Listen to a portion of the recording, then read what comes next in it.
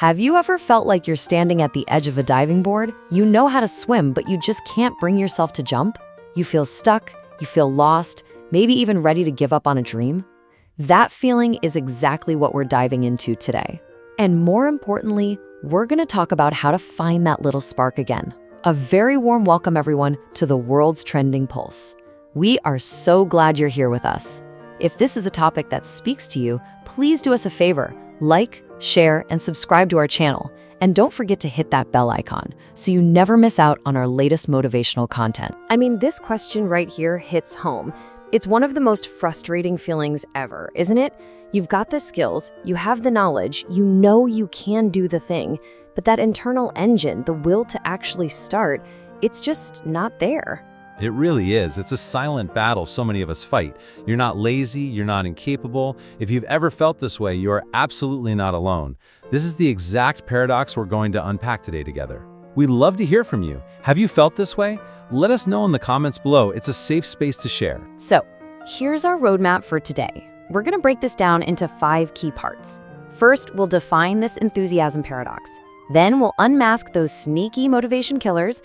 After that, we'll get into the good stuff. How to rewire your brain, how to use the science of small wins to build momentum, and finally, how to build a resilience toolkit so that your enthusiasm doesn't just return, it lasts. All right, let's kick things off with section 1, the enthusiasm paradox. This is all about getting to the heart of why so many brilliant, capable people just like you, can feel so completely and utterly stuck. This right here is the internal tug of war. On one side, you've got everything you can do, your competence, your skills, your talent. On the other, there's this wall, a total lack of drive. The real problem isn't a missing skill, it's a psychological barrier. It's that gap between knowing the path and feeling like your feet are stuck in cement, unable to take that first step. It's like having all the ingredients laid out on the kitchen counter to bake a beautiful cake, but you just can't bring yourself to pick up the whisk. The potential is right there, but the action feels a million miles away. And you know, this feeling actually has a clinical name. It's called anhedonia. It's the technical term for losing interest or pleasure in things you used to love, and it's a core symptom of depression. Wow, so this isn't just a mood, it's a recognized condition. Exactly. And this is so important because it reframes the whole issue. It's not a personal failing, it's not you being lazy. It's a recognized psychological state, which means it's something we can actually understand and address. Okay, so if it's not a lack of talent, what's really causing this disconnect? It's time to go into detective mode for section 2 and unmask the invisible enemies, those common, scientifically backed motivation killers. And here are the usual suspects: burnout, depression, that paralyzing fear of failure, its evil twin, perfectionism, feeling completely overwhelmed, or even just a lack of clear goals. Each one of these can act like a fire extinguisher on your passion. For today, we're going to zoom in on a couple of the biggest culprits. And as we go through these, if any of them resonate with you, remember to take care of yourself. And hey, if you're finding this helpful, it's a great time to hit that subscribe button for the world's trending pulse to keep these conversations going. First up, burnout. And let's be clear, this isn't just feeling a bit tired after a long week. It's a state of total emotional, physical, and mental exhaustion. I remember a time in my career when I was working 16-hour days. I loved what I did, but the stress was relentless. Slowly, the passion turned into pressure, and I felt completely detached, like I was just going through the motions. That's burnout. It drains your tank until there's nothing left. And then there's this one, the fear of failure. This quote really says it all. This fear can be so paralyzing, especially when it teams up with perfectionism. It creates this twisted logic in our heads, right? If I don't even start the race, then I can't possibly lose. It's a classic case of self-sabotage. It feels like a safe choice in the moment. But what it really does is rob us of any chance for success, for growth, or for the joy of just trying something new. We'd love to hear your thoughts on this. What's one fear that has held you back? Share with us in the comments. Okay, so we've identified the enemies. Now, how do we fight back? This brings us to section 3, and this is where it gets exciting. We're going to talk about winning the inner game. That's right. We're exploring some powerful evidence-based techniques to change our mindset and literally rewire our brains for enthusiasm. And speaking of powerful things, we've noticed that so many of you watch our content, which we are so grateful for, but haven't yet subscribed to our channel, The World's Trending Pulse. We humbly request you to do this noble act. It will hardly take 10 seconds. So if you haven't done so far, please subscribe today. It encourages us to research and bring you explainers like this regularly. A huge part of winning the inner game is understanding this concept. A fixed mindset tells you, my talent is what it is, so any failure feels like a final judgment. It's a dead end. But a growth mindset believes that your abilities can be developed through dedication and hard work. That shift seems so simple on paper, but how do you actually do it when you're feeling down? That's the key question. The World's Trending Pulse suggests starting with your self-talk. The next time you fail, instead of thinking, I'm a failure, try saying, okay, that approach didn't work. What did I learn? What can I try next time? It transforms a dead end into a stepping stone. Another powerful tool for this is something called cognitive behavioral therapy, or CBT. It's a proven method for identifying, challenging, and reframing those negative self-sabotaging thoughts. Exactly. The core idea is that your thoughts create your feelings. So when that inner voice starts whispering, I'm definitely going to mess this up, CBT teaches you to stop and challenge it. You can ask, where's the evidence for that? Is that 100% true?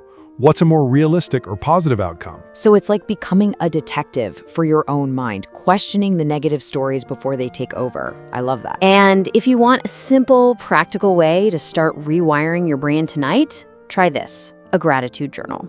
It sounds so simple, but the science is solid. Research shows this simple practice can boost happiness levels by up to 25%. And it can be tiny things, right? The list says a good cup of coffee or a personal achievement. Just 3 things each day. You write them down and then you really focus on that positive feeling it brings.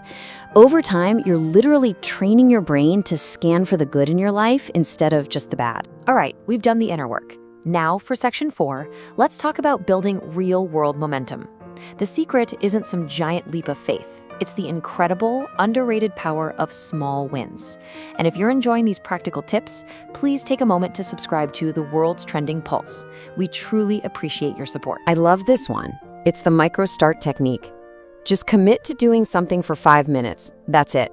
The task you've been dreading, just do it for 5 minutes. It's brilliant because it completely lowers the barrier. Often, the hardest part is just starting. That initial inertia is the real enemy. This tiny commitment tricks your brain. And you know what? More often than not, after those 5 minutes are up, you'll find you're in the flow and you actually want to keep going. And here's another game changer, a technique called habit stacking. Instead of trying to find new time in your day for a new habit, you just link it to something you already do automatically. So, for example, the slide says, after I make my morning coffee, I will meditate for 5 minutes. You could do, after I brush my teeth, I will do 10 push-ups. Or, after I put my keys down, I will tidy one surface. It piggybacks on an existing neural pathway, making the new habit so much easier to stick. It's genius. It's also vital to take a holistic approach. This model shows the 5 pillars of well-being. And look at how they're all equally important. We often get hyper-focused on that last one, accomplishment. That's so true. We think if we just achieve more, we'll be happy. But this shows that to feel truly enthusiastic and fulfilled, we also need positive emotions, genuine engagement in our tasks, strong relationships, and a sense of meaning or purpose. Accomplishment is just one piece of the pie. So, we've found the spark, we've built some momentum. How do we keep the fire from going out again? This brings us to our final section, building your resilience toolkit to make that enthusiasm last for the long haul. Wow. This quote is so powerful. An 85-year study. That's incredible. And the #1 takeaway is that positive relationships are what keep us happy and healthy. If you take just one thing away today, let it be this. Decades of research have proven that the single greatest predictor of your long-term health and happiness is the quality of your relationships. It's not money, it's not fame, it's connection. So the World's Trending Pulse suggests that you make a little time today to reach out to one person who lifts you up. It's the best investment you can make in your well-being. Building resilience is all about making active, conscious choices. It means intentionally swapping out the energy drainers for the resilience builders. I love this comparison. So you trade the energy vampires for supportive people. You stop multitasking, which just splits your focus, and instead you single task to find that amazing flow state. And you protect your sleep like it's gold. Absolutely. And you choose to focus on your strengths instead of dwelling on weaknesses. Each of these choices builds a powerful buffer against stress and burnout. And this brings it all together. Your enthusiasm isn't just an internal state. Your environment is a massive factor. You have to be intentional about the people, the places, and even the things you surround yourself with. It's about consciously curating an environment that energizes you, not one that depletes you. Think about one small change you could make to your environment this week. Let us know your idea in the comments. We can all inspire each other. And so we end with this. Your enthusiasm isn't some magical force that disappears forever. It's a resource. It's a fire you can tend to, protect, and reignite. It's not gone. It's just waiting for you to take that first step. The World's Trending Pulse suggests that before giving up, do listen to this explainer fully and share it with someone who needs it. If you want to explore more, we have links to deeper motivational content in the description below. Remember, transformation happens one small step at a time. The only question left is, what small step will you take today to meet your enthusiasm? Thank you so much for joining us. We hope this has given you some light and some practical tools. It's been a pleasure. Please don't forget to like, share, and subscribe to the World's Trending Pulse. Stay connected with us for more motivational and trending content.